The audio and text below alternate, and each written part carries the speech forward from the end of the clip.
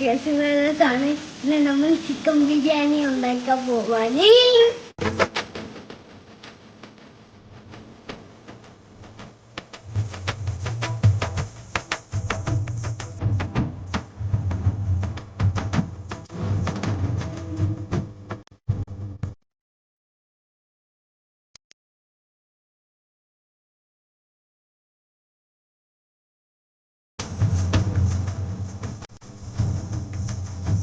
മസാലയും മഞ്ഞപ്പൊടിയും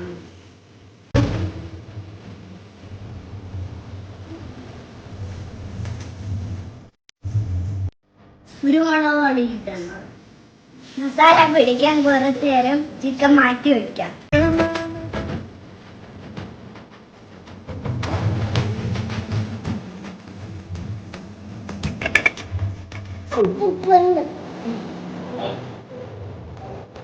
സൂപ്പറാണ് ഈ ബിരിയാണി.